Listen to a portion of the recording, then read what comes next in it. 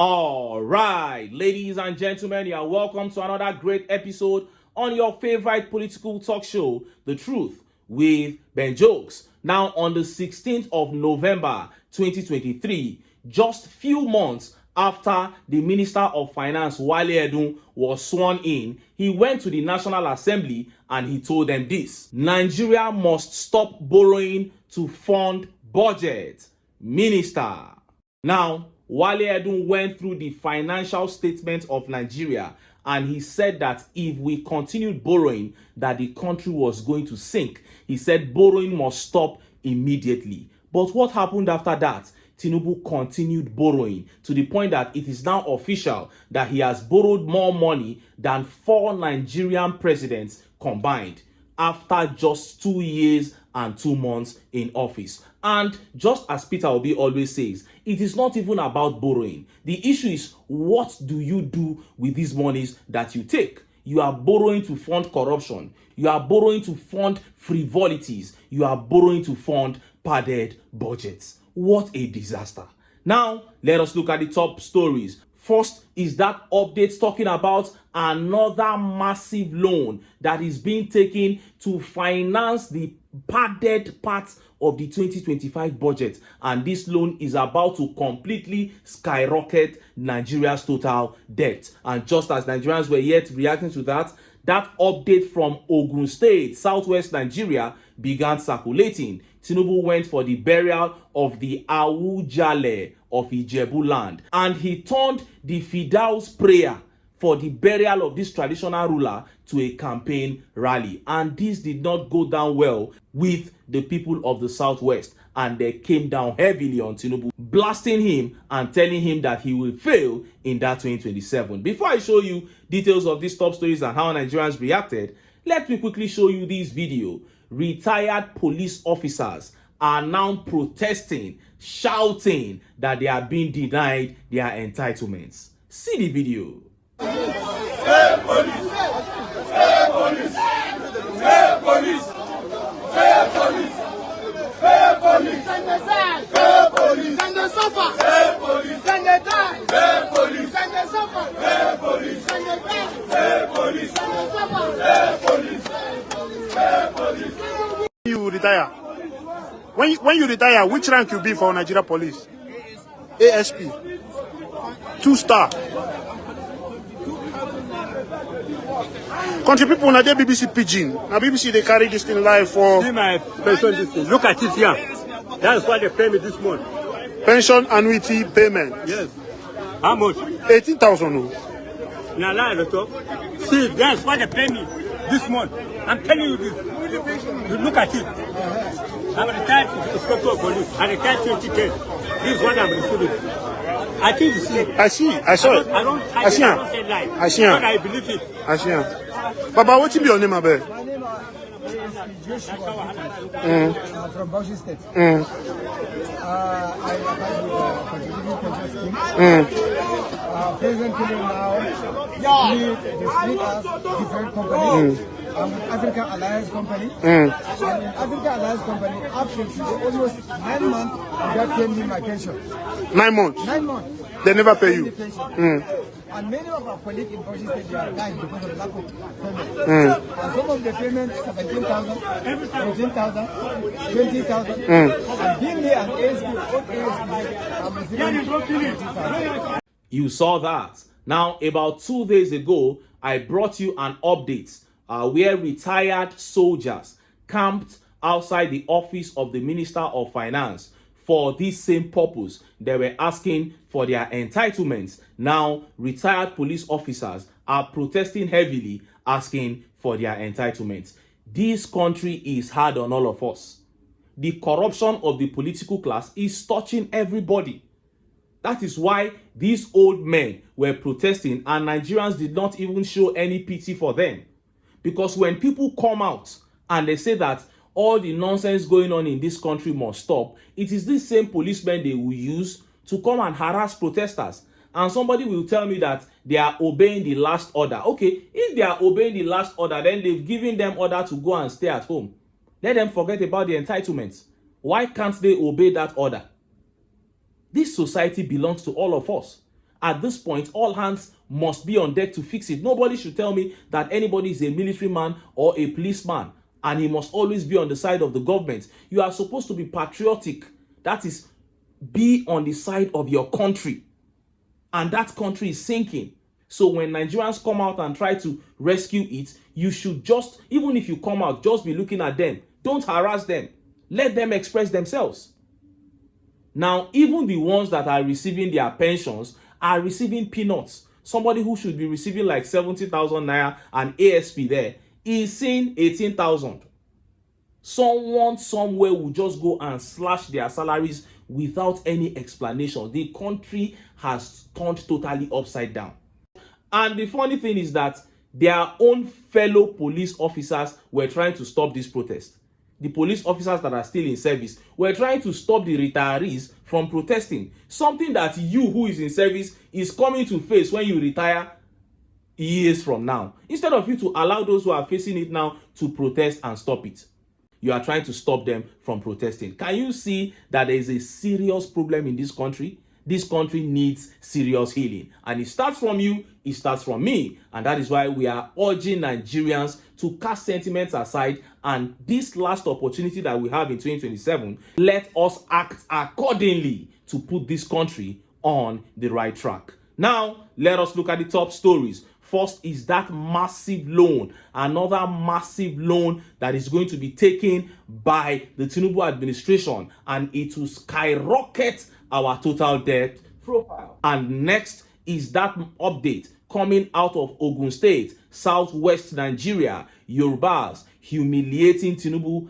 after he turned the Fridaus prayer of the late traditional ruler Awujale of Ijebu land to a campaign rally. Let's start by taking that update on that massive loan that TINUBU is set to take. Look at how the papers reported it. Nigeria debt profile to hit 160 trillion naira as TINUBU's government prepares to borrow additional 9.3 trillion.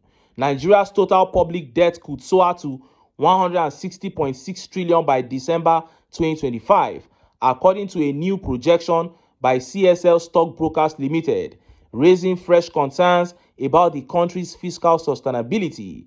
The Lagos-based investment and financial advisory firm said in a report that the federal government may borrow an additional 9.3 trillion before the end of the year to finance the 9.8 trillion deficit in the 2025 budget. This comes amid mounting revenue shortfalls and persistent dependence on borrowing to finance recurrent and capital expenditure. They said there is a 9.8 trillion naira deficit in the 2025 budget.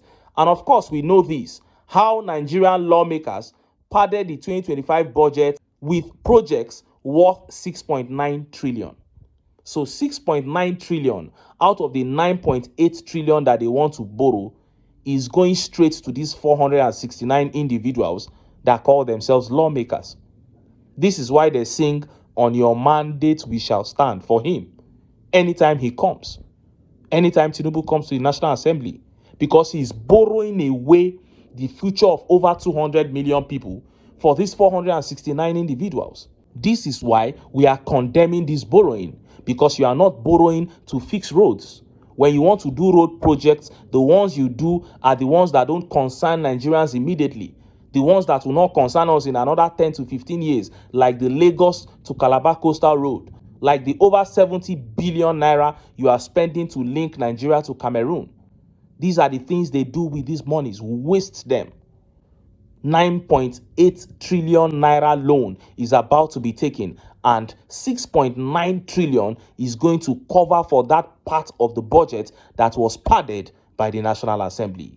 What a disaster. This is why we are saying this for all Nigerians to hear, so that you know what we mean when we say that this country is sinking and all hands must be on deck to rescue it. And just as Nigerians were yet reacting to that update from the burial of Awujale of Ijebu land began making the rounds.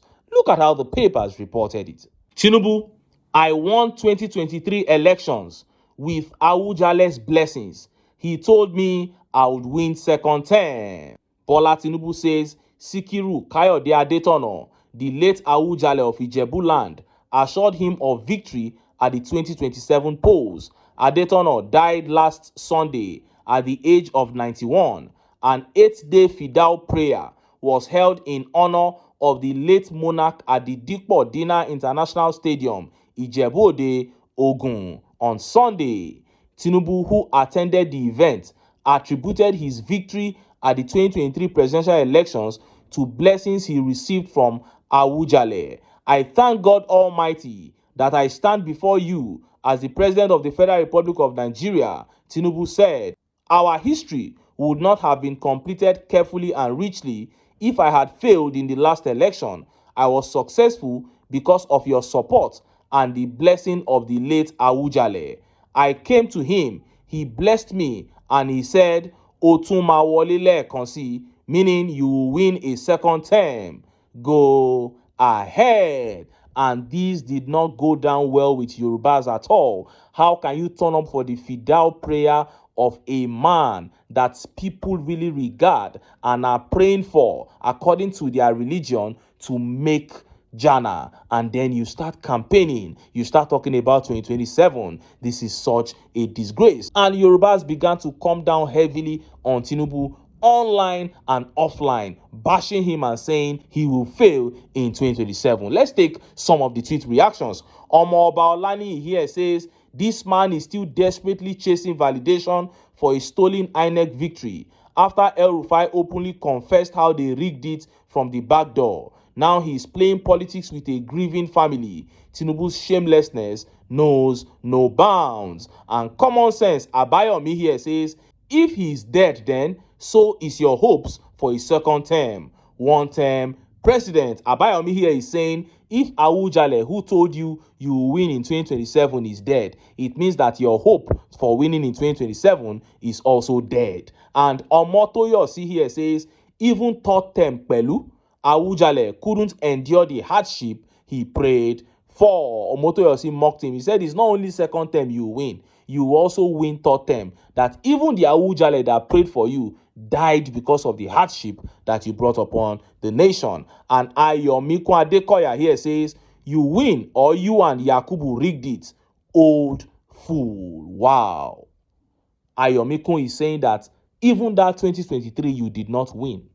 That it was Yakubu Mahmoud, the INEC chairman, and the judiciary that rigged it for you. What a shame. The people of the Southwest are so angry with the Tinubu regime, as it should be, because these people have brought Nigerians to their knees with hardship.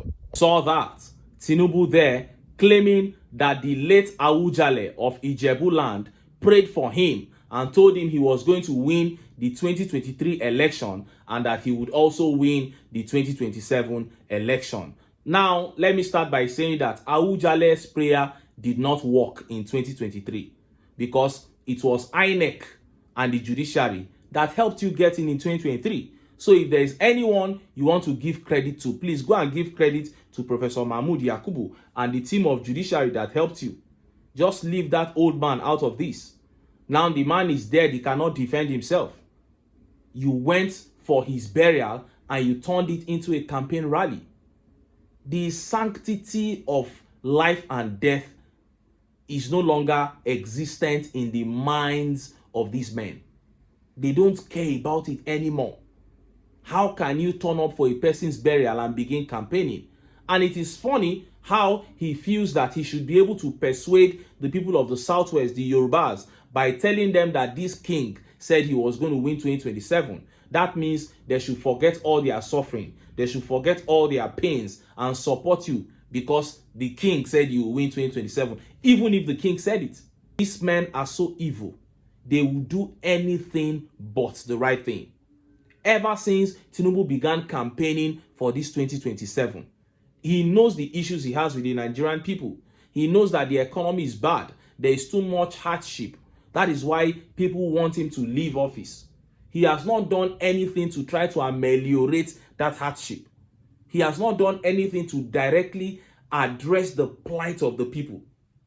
All he cares about are rhetorics, gimmicks, tactics, appealing to the political class, to the elites, not doing anything to win the people to his side, because he has absolutely no regard for the people. And that is why Yorubas came down heavily on him. I took some of those tweets, you saw them, but there are 1,000 more tweets, and so many prominent Yorubas have condemned that statement, turning up for a burial to start talking about 2027 elections. This is why I keep saying that it is the devil that is controlling these men. What is even this 2027? Even if you get it, you are still going to live there one day. People are dying. You have seen that there is nothing in this world. Even if we say that Buhari died in 2027 and you went there and acted drama, how about this Awujale? This one is a real death, confirmed death. TINUBU went there and he was not still moved. All he was still talking about was 2027. This is a clear sign to the people that these guys we are dealing with, they are not normal people. These people work for the devil. And if you are expecting them to do anything good for Nigerians, if you are expecting them to turn around the situation of this country, then you will wait in vain. If Nigerians want things to get better, if we want to start living in this country like normal citizens, not this slavery position that the APC has put us, then we must come together, cast aside our sentiments, and unite to get the APC out of power. But until then, make I still enter town, make I go get some ogbonge political news wey una go like. Why? Because now because of una, now I dey here. So don't go away.